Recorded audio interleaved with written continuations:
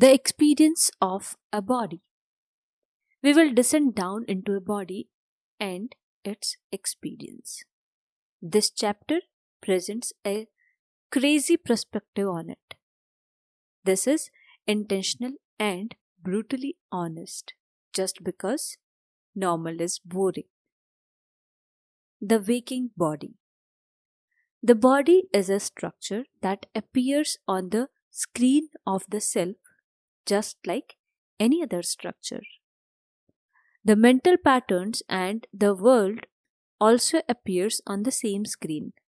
In the state of deep sleep, all these disappear. In the state of dreaming or imagination, a different body or different world may appear. In some exotic states of the mind, the corresponding bodies and worlds may appear as solid and real as those of normal waking state.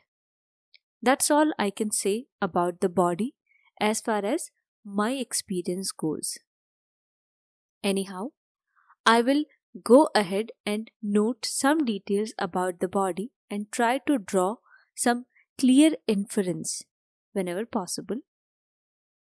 In this chapter, we will discuss the body that we experience during waking state of the mind.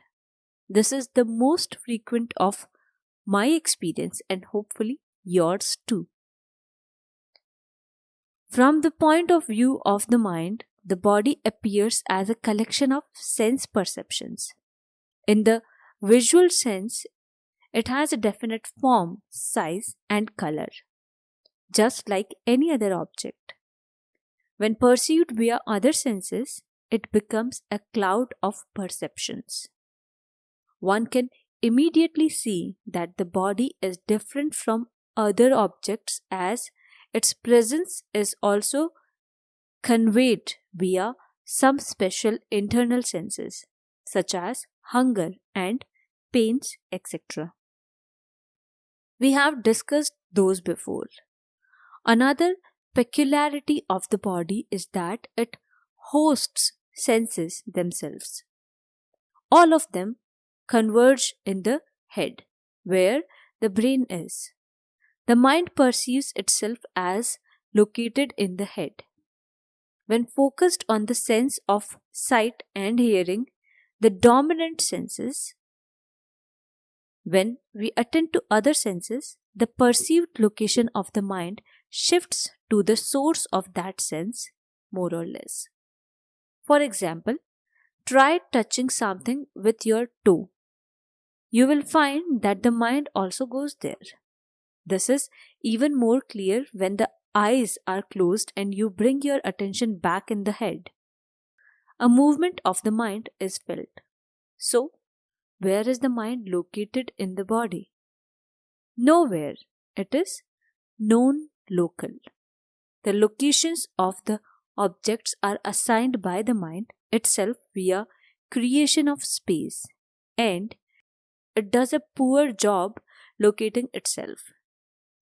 However, the body is correctly assigned a location right in the center of the whole world. Where is everybody? Of course, one can entertain a belief that one's body is located in the world at some random place in it, and the mind is located in the body, specifically in the head, because that's where it is perceived. We have already experimented with the location of the mind in the body. It keeps shifting, but it is certainly in the body somewhere, isn't it? One can do another experiment to check that. Stare at one object that is at a fair distance from you, such as something in another room or a tree outside. Stare at it for a while, completely focused on it, ignoring everything else. Now bring back your attention in the head again by defocusing and becoming aware of the overall field of view. You will notice a shift of the mind. It comes back from that object, which means its perceived location shifted from inside the body to outside and back inside again. Something similar can be tried with sounds. Example, chirping of distant bird. So, the mind is not in one's body too. Unfortunately, the belief that the mind resides in the head leads to a belief that all of the mental phenomena are generated by the brain. As far as I know, there is no indisputable evidence for that. Brain and the body are both created by the mind out of information received via senses. The world around the body is created in similar way.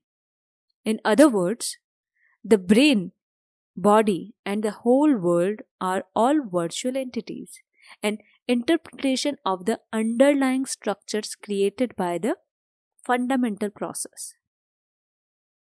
Obviously, these structures are in the presence. In other words, nowhere and everywhere.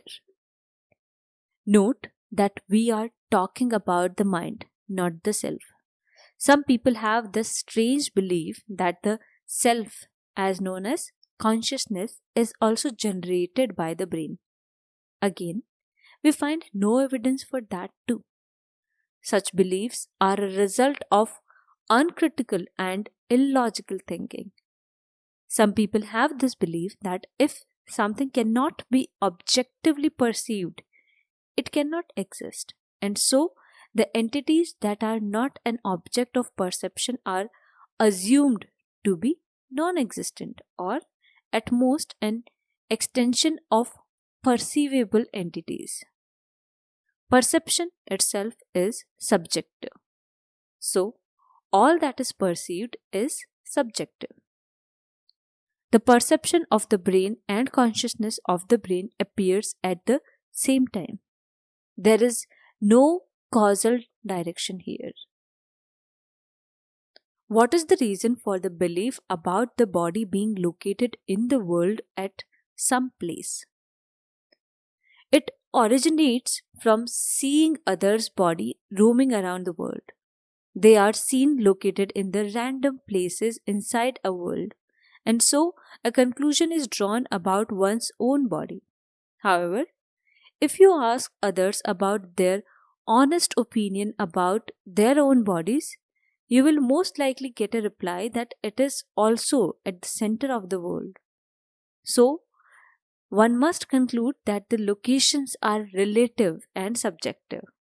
There are some experiments which were conducted using VR headsets strapped onto subjects' eye, and these were fed with visuals from another place instead of subject's immediate point of view.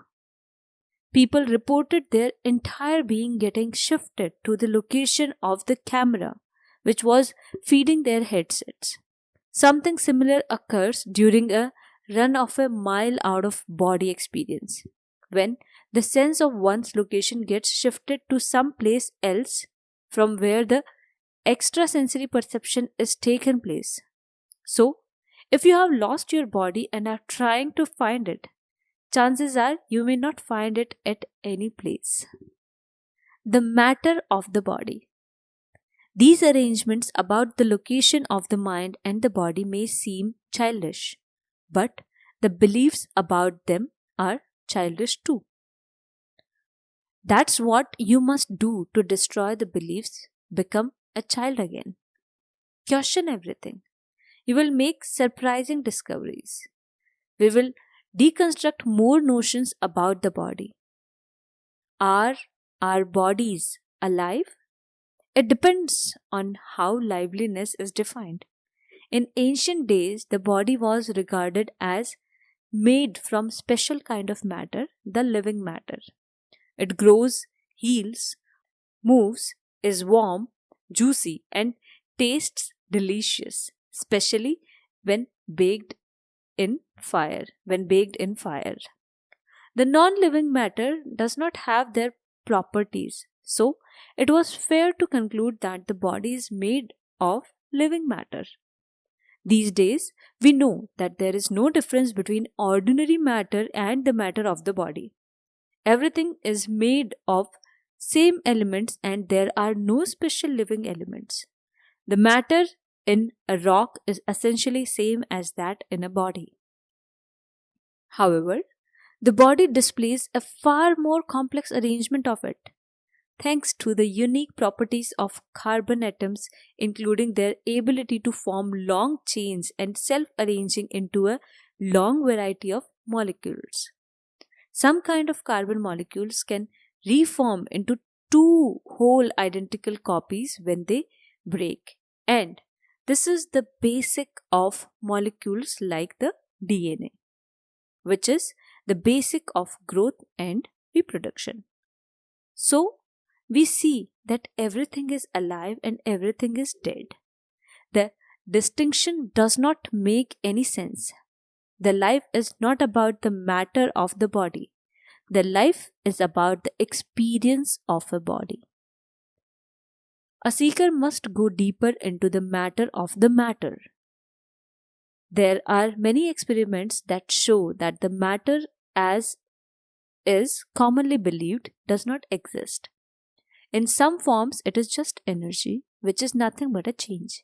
And when we go even deeper, we find there is nothing there at all. There is no matter, no energy, no change, just an experience of it all. These experiments are at the foundation of the very famous and successful theory of quantum mechanics. So, the body is made up of nothing. It is a virtual body, a dream. This is not a surprise, really. What happens is that the fundamental process constrains the relations when change, as known as experiencing, happens and gives rise to apparent structures, which the mind organizes into matter, body, world, and everything. These are ethereal, with no reality of their own, and obviously do not last. The change, the impermanence, consumes them very soon.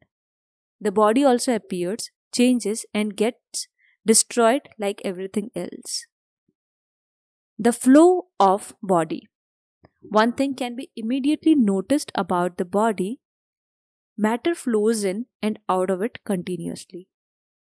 The food provides the raw material for the cells in order to grow and reproduce, and the waste, burnt fuel, and dead cells are ejected out of the body. The digestive, respiratory, lymphatic, and excretory systems take care of this activity. Cells are born and die in billions every day, and even momentary cessation of the flow of matter through the body causes death, especially of breathing. A quick Googling gives an estimate of about 30 to 40 tons of matter which passes through an average body in a lifetime, from and back into the environment. One can directly see the changes in size, shape, and weight of the body as one grows old, starting from infancy. So the question is, which one of these continuously changing bodies is me? If you are a body, are you the same person today when compared to yesterday or even a few breaths earlier? The answer can be, I am all of these bodies or I am none of these. But there is no certain answer. We recognize somebody by their face more than by their body.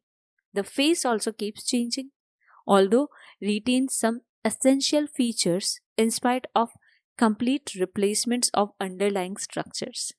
And this is the reason people associate and identify with the body. People and mirrors keep reminding us that we are this ever-changing structure of cells because the facial features retain a pattern more or less for long durations. So, what exactly remains constant while a river of matter flows through the body? Obviously, it is the pattern of the body, the essential design that remains relatively constant. The water changes every minute. but the river retains its unique serpentine shape and can be recognized easily. The pattern is nothing but information about the structure of the body. It doesn't change much. When a cell dies, it is replaced by a newly born one, just like a damaged brick in a house can be replaced by a good one. All the bricks in the house can be replaced like this, one by one, and soon we get a new house that looks almost like the original but is not the same house now. The house is not bricks. A house is the information, a pattern, and so is a human body. The information about the structure is not centralized, it is contained in every cell. So, not only are our bodies non material, they are non local and dynamic. It is mind blowing to realize that even if we chose to call ourselves a body, we are still just information, virtual, non physical, non local, dynamic, and ephemeral. The orphaned body. Who owns this seemingly real body? No one. It is just there, just like all other stuff. The body appears out of presence and dissolves back into it. We have already seen that the concept of identity is an illusion created by the mind. There is no owner of the body. The body is experienced and afterwards an owner is assigned to it. Sometimes the identity shifts to the body and the person sees himself as a body. As in the expression, I am sitting. This seems to be the most prevalent form of identity. Often, the body is seen as an object that one owns, as in the expression, my body is healthy. The identity shifts to one's intellect, profession, past, relations, and even to the self. Even if you are not identified with the body, I recommended that you use the usual language anyway. Uttering phrases such as my body is sitting can have unintended consequences, and there is a good chance that you will find your body locked up in an asylum next day. Identification with the body is a major cause of suffering, as the body is subject to change and decay, and also to pain and afflictions of various kinds. The body is a cause of major fear of mankind, as it eventually disappears. It is difficult to find anyone who is not afraid of death. In essence, the cause of all these strange beliefs, phobias, and suffering is ignorance, and knowledge is the obvious cure. A marvelous imperfection. Isn't human body beautiful? And shouldn't we be proud of the fact that we are experiencing something like this? A marvel of evolutionary process, a culmination of billions of years of creation. Of course, it is beautiful, especially with an intact and brand new skin.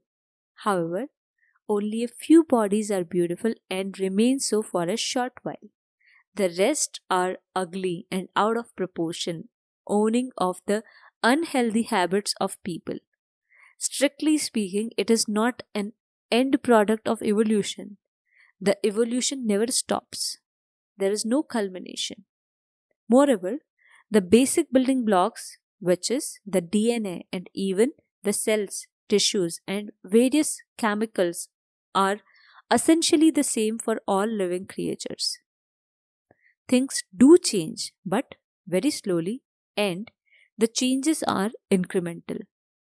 Evolution is more like periodic releases of a software with major changes in UI or appearance and minor bug fixes, with the code at the core remaining the same. So, the human body is not a culmination at all, it is just one of the versions. It is surely perfect from the point of view of presence, but not from the limited point of view of humans. There is a lot of scope for improvement and bug fixes. If you have ever wondered why males are equipped with nipples and why a tiny amount of dust in the air lands you in hospital, then you will know what I mean.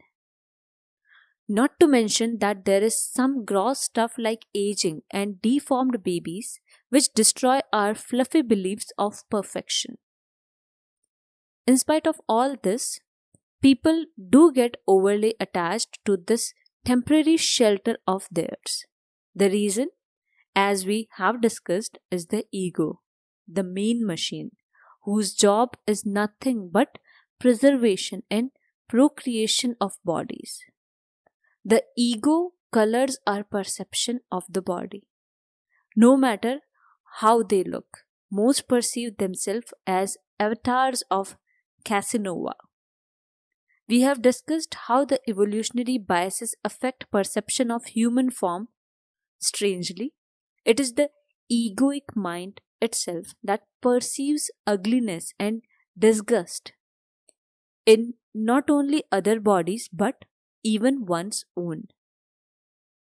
Traditionally, masters encourage students to observe the distinguished aspect of body in order to destroy one's attachments. We will do that in brief, and if you are faint of heart, you can skip it.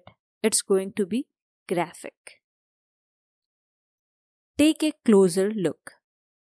A body, when seen from a neutral perspective, is nothing but a bag of flesh, blood, and bones with 8 orifices out of which sticky smells stuff oozes continuously. Try not showering for 2 days and you will find that no one wants to sit near you. Your whole skin is sponge that secretes sweat, oil, and odor of various kinds. It is always coated with microbes and other tiny living creatures. Skin also shades dead cells and hair. We instinctively avoid touching people and feel dirty when touched by others. We like to maintain distance with other bodies and they like to keep us away too. So, it is not only good manners but also hygienic to respect others' space. A body becomes somewhat bearable when washed with soap and covered with clean clothes. In some cultures, the ugliest and most socially unacceptable sight is that of a naked body. But then we fill the internet with naked bodies, taboo is more attractive. Even the ego knows that the beauty is only skin deep. Any exposure of the internal of the body makes us cringe in disgust. We hate seeing mutilated bodies, blood, open wounds, and surgeon operating on internal organs. Skulls and bones are archetypal symbols of death, and we get scared of death when we encounter them. The duality of love and hate of the body is intense and astonishing. An alien body. In modern times, we know that a body is a collection of tiny organisms called cells. Specialized cells form organs, and the whole colony lives together in a symbiotic relation to each other. Only about 30% of the cells in our bodies are human cells. Genetically speaking, which is shocking to know even when you don't harbor rosy beliefs about being a human in some romantic way. The rest are alien cells or other microbes, bacteria, eukaryotes, and viruses, the microbiota. In addition to that, there are microscopic worms, parasites, fungi, and bugs. These live peacefully with the native human cells in their mutually beneficial or harmless manner. Most of them live on the skin, mouth, gut, and other unmentionable cavities. An average person is surrounded by a cloud of microbes thanks to breathing and sweat, etc. Dogs find it helpful in order to pinpoint a person because each of us carries a unique microbiome. Fortunately, we rarely look into the mirror with a microscope. So, this big pile of squiggly creatures remain hidden. The human cells are also not pure in a way. They are infected with ancient viral DNA, foreign stuff, and a special symbiotic creature, the mitochondria, with its own DNA. It is just a way of looking at it. A cell is what it is. When looked at with neutral perspective, a cell is a very complex chemical factory with its own software and nanomechanism. One can be forgiven for believing that one is a whole unit with some magical abilities of growth and reproduction, as the microstructures are beyond our day to day experience of a body. So, the body is not a unit, it is a whole ecosystem, a colony. It is also part of micro ecosystems and circulates air, water, and food through it. Without an ecosystem to live in, the body perishes quickly. It also dies if its micro ecosystem is disturbed. The body is a part of earth. It grows out of the earth and returns to earth. Does my gene fit snugly? The body is a self-replicating structure. Upon maturity, it starts a new instance of it out of a single cell. The entire evolution of billion years is repeated in a few months. It's like watching the evolutionary history in time lapse. It looks like it starts from a seed, but actually it starts from information, the genetic code. As it must happen with any self replicating structure, a resilient structure outlasts the weaker ones and produces more copies of itself. This necessity naturally biases the organism formed around a code to favor that code. It appears as the egoic tendency for procreation and tendency to favor one's own offspring and also to favor organisms with same genetic code over other kinds as a second priority. So, we find that humans, like other creatures, are biased towards their own children, own relatives, and own races in that order of priority. It looks like we favor our children as personalities, but it is actually the code that is ensuring its continuation. A person is only a puppet that dances on the instructions of the code. Anyhow, the illusion that we are somehow related to our parents and children is very strong. So, the tendency to favor our own and our own kind is very strong. Unsurprisingly, people are unaware of what animates them. Their ignorance is the cause of animalistic behavior and resulting suffering. Strangely, the strong biases are entirely blind. We tend to favor, but we do not know whom we are favoring. If one is not told who is his father, mother, or child, one will never know it. If some other people poses as his parents or children, his biases shifts blindly towards this impostor. There is no natural way to know your so-called blood relatives or genetic relatives. Yet, people make a huge issue out of blood relations. It is funny and sad at the same time. Well, you might say that these days it's possible to simply match up the code and confirm who is who in one's blood relative gang. So let's check it out. The entire humanity matches with each other 99.5% as far as the genetic code is concerned. Roughly speaking, chimps are 98% similar to us, cats 90%, dogs and cows are 80%, rats 70%, fruit flies 60%, and a banana is 50% similar. So, one can say that not only all humans are our blood relatives, but all animals and plants too are so. The line we draw when we decide to call someone genetically similar enough to be marked as a blood relative is entirely random and arbitrary. Unfortunately, the egoic tendencies in people are so strong that they simply ignore, refuse, and oppose anything that goes against their blind belief and robotic behavior. Aren't those tiny differences important?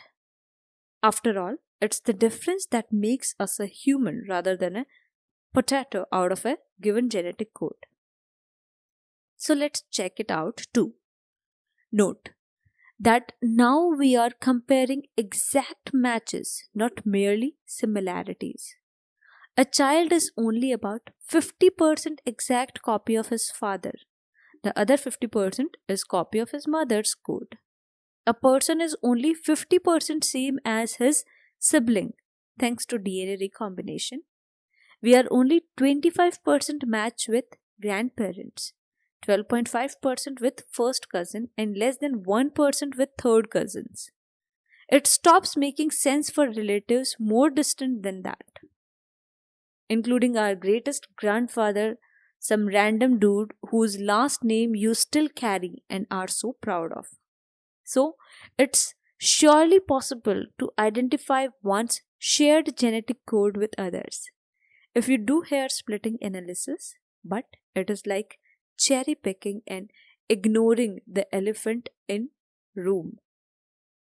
We choose to hold on to tiny matches and exaggerate tiny differences in order to keep the illusion of biological relations alive. A wise man sees through it all and frees himself from this madness.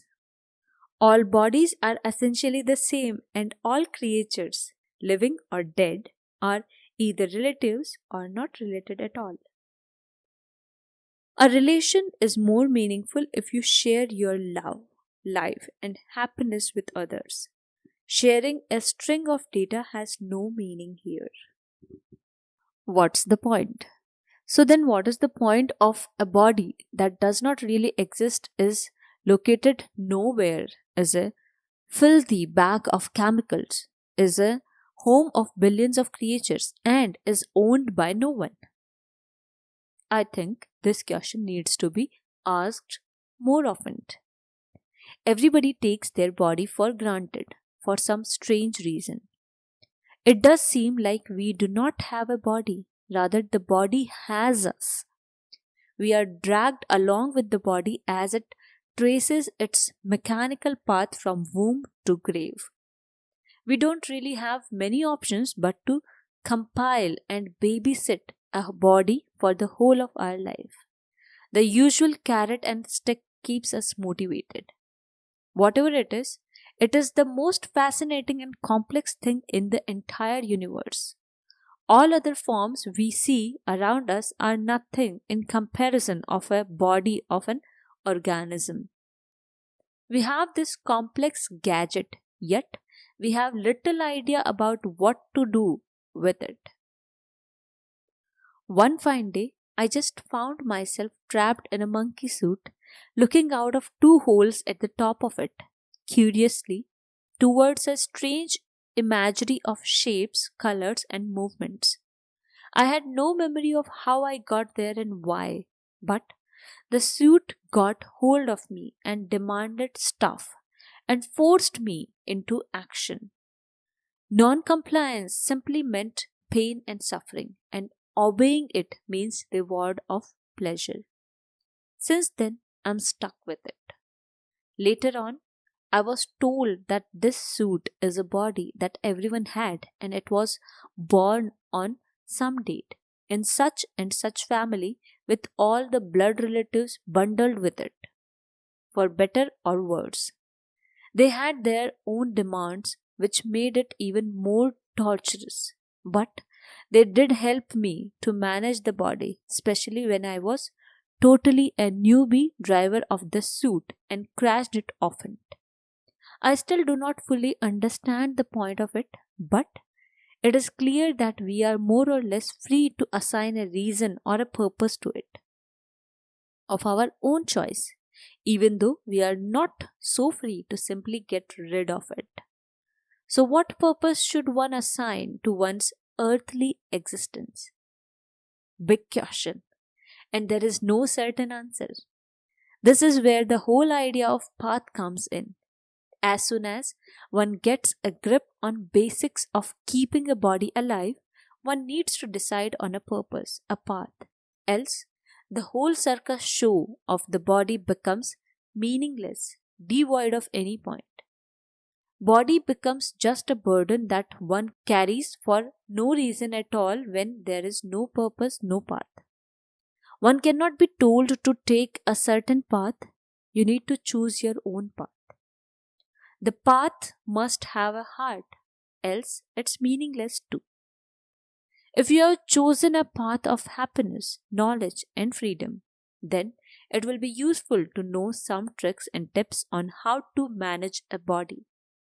We will discuss those in the next chapter. Notes. First, example, see Vivek Chudamani by Shankara, also some Buddhist text. Be warned that such practices are not meant for ordinary people and can cause an unhealthy disgust of the body. Some medieval religious beliefs are a good example of how it can go out of hand. Second, see the following link for up-to-date data and interesting details about what lies inside and on our beloved body. Third, the term similar can be defined in various ways in the field of genetics. Here, it relates to the encoding for proteins which makes up the bodies. Irrespective of the technicalities, a wise person can immediately see that all genetic code on the earth is essentially the same. This also throws the strange notion that humans are superior to other species out of the window. As I said, we are just another version of an application written around a basic genetic code. Humans do have some interesting features that makes us unique species, but it's our action, not our code, that decides if we are really superior. Sadly, some actions of human places them below virtuous in genetic hierarchy. Fourth, ironically, red blood cells do not have any genetic code, no DNA, not even a nucleus. So I guess the more logical phrase would be muscle cell relative, no neuronal relative, or perhaps a sperm relative. Fifth, check the following link. Sixth, this fear has ancient roots because a dead person was always seen to be reduced to bare bones. Perhaps we find mutilation distinguished and scary for evolutionary reasons too. As such, a body meant attack by a predator, a bloody fight, or disease. It makes sense to run away from it. Thank you.